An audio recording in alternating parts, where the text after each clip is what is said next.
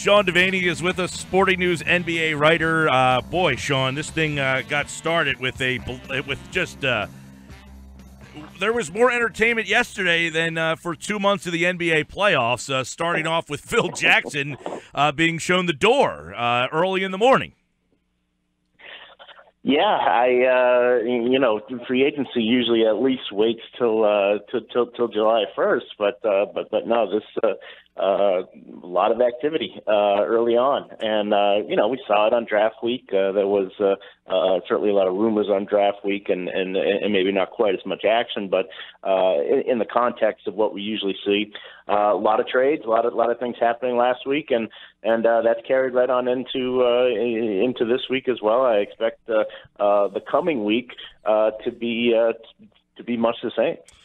Sean, let's look at this situation now in New York. They have won 50 games twice since 1990. It's pathetic what has happened with that franchise here. So what can the post-Phil Jackson Knicks do to kind of pick up the pieces?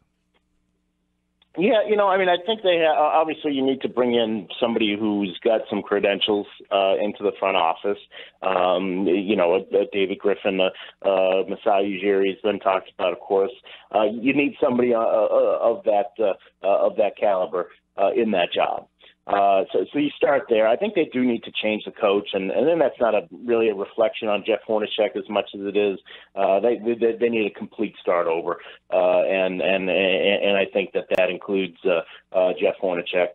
I think they need to get whoever the next GM. They need to get the guy that he wants in there. So I think that's probably step two. Obviously. Finding a home for Carmelo Anthony, not likely to happen through a trade.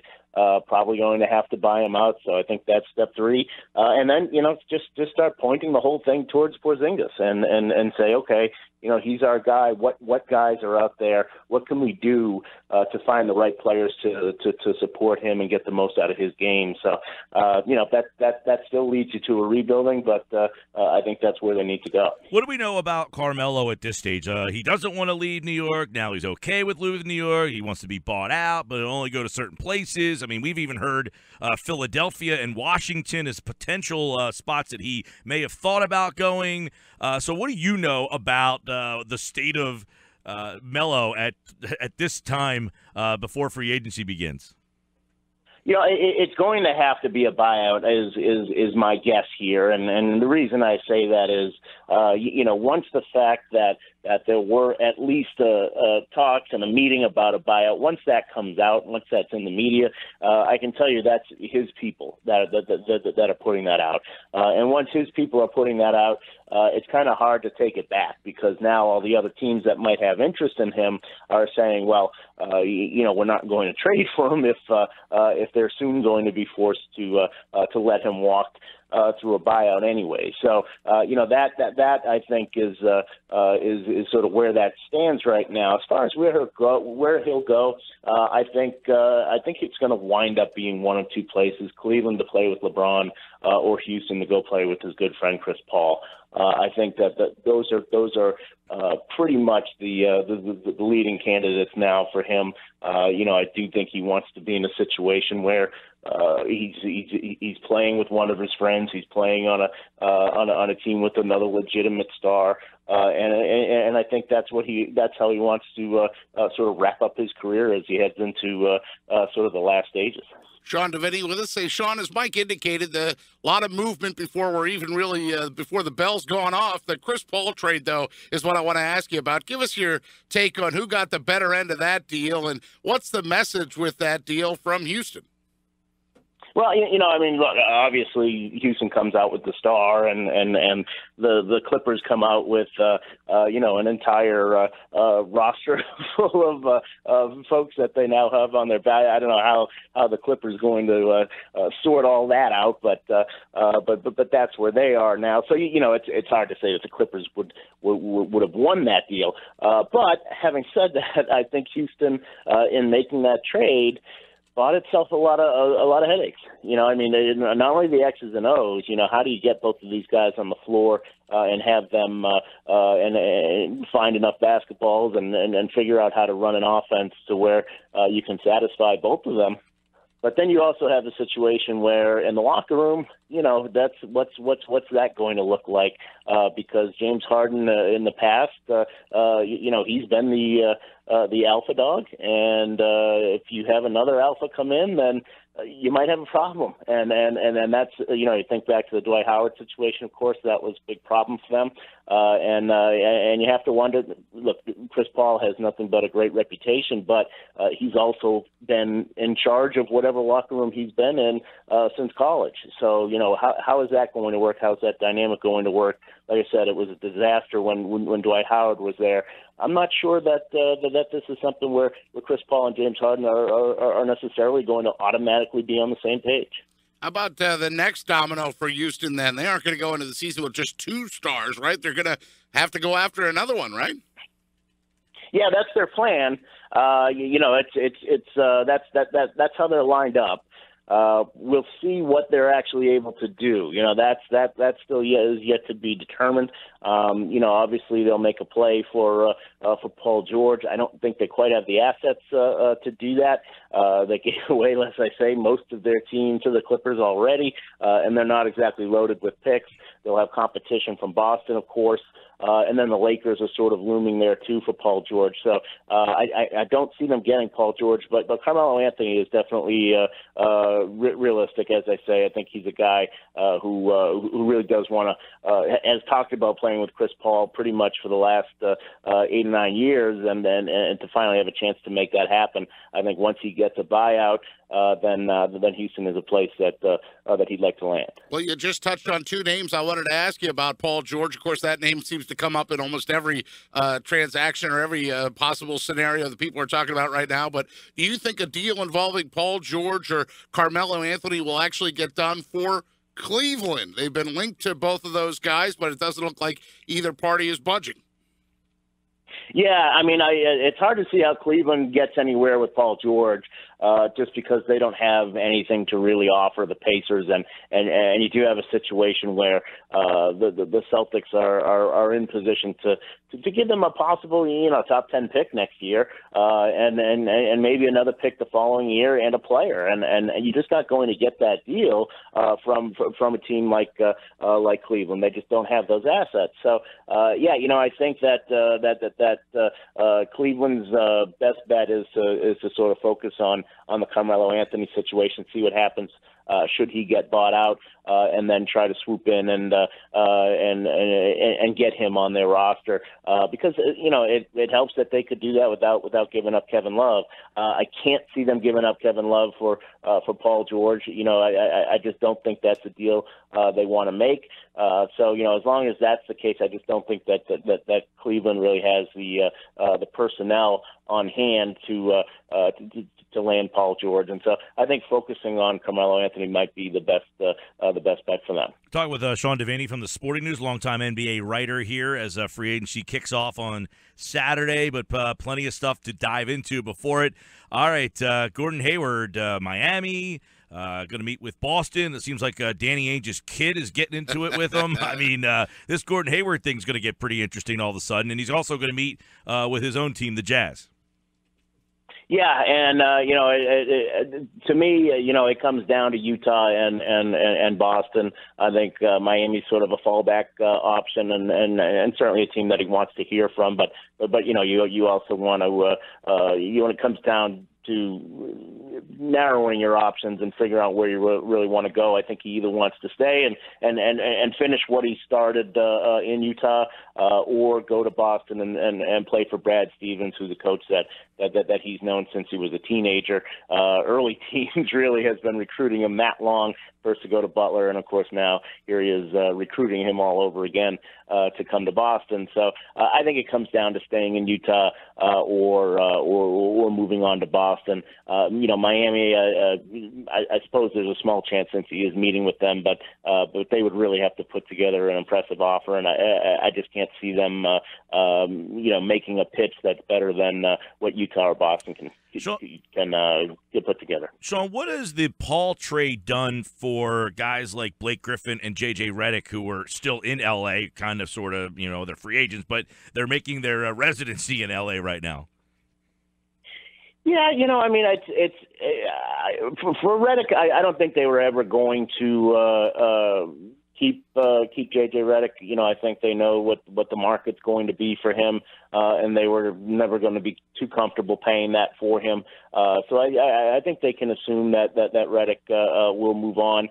And now it's up to Doc to decide, okay, are we doing a complete teardown and rebuild, which is something he really did not want to do at the end of the line in Boston in 2013, or, are we going to try to stay competitive and keep things together? And, I think he's going to be inclined to see if how much of this he can salvage, and if that means that Blake stays, then I think that's something that he'd consider, especially because, look, Blake is an asset, and if you can get him signed and decide later, hey, this isn't working, then you can try to trade him at a later date. So, there's a real possibility that Blake Griffin stays put now in L.A. Like I say, as sort of a semi-rebuild around him, but with the notion that doesn't work, that he'd be pretty good trade bait.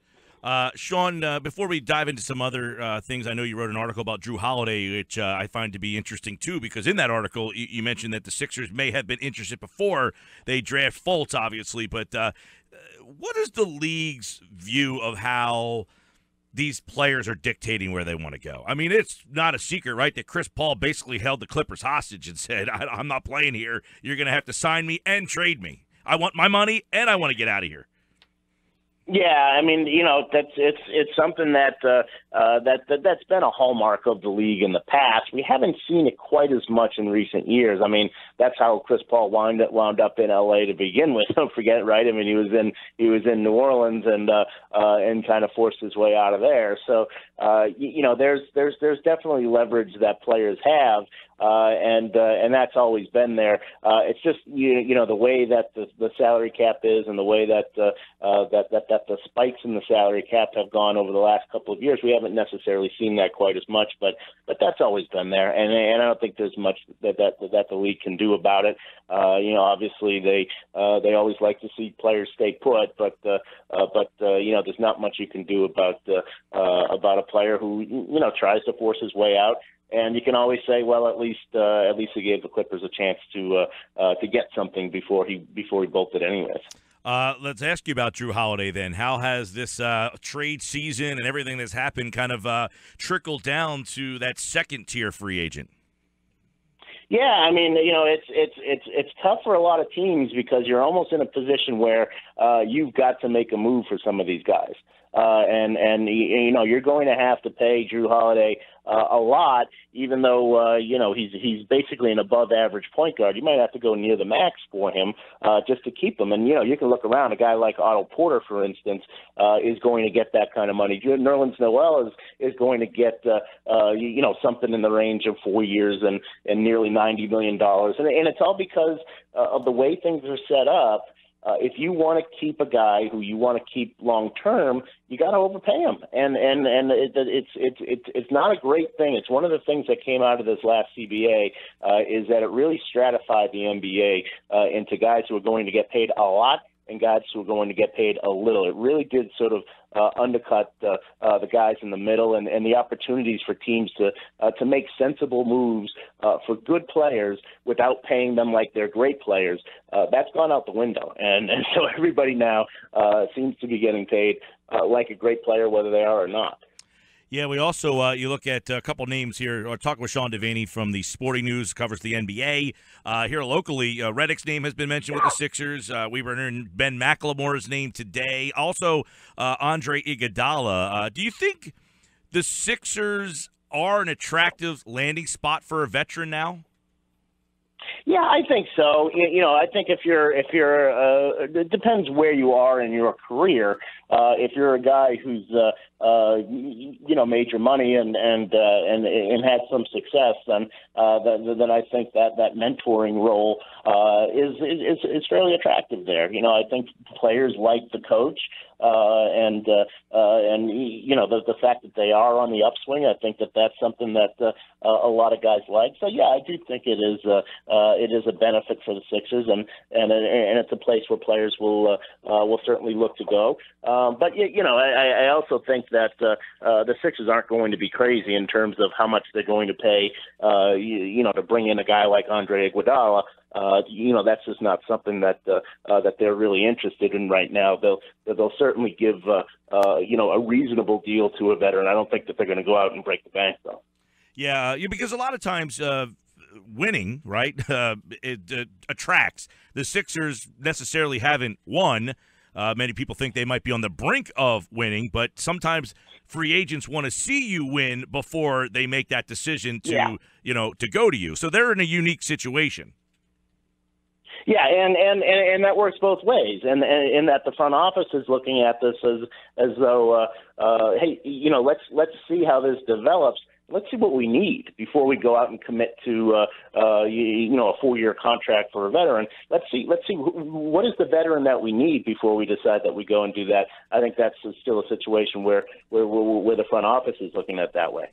All right, it all starts Saturday, although it feels like it's already began as free agency is here. What about, real quick, the Patrick Beverley? I guess you kind of hinted at that Harden's maybe not the easiest guy, but Beverley wanted to get out of there, it seemed like. But hearing from the other side that Paul is a little difficult as well, and that he wasn't so happy with the way Doc was treating his son. I mean, you hinted at that this could be. I said I applaud the Rockets. Because I have been someone who has been pro-Sixers process, okay, because they took a chance. I applaud the Rockets for taking a chance to get off the middle rung that is so hard to do in the NBA. So I give them all the credit in the world for taking this chance.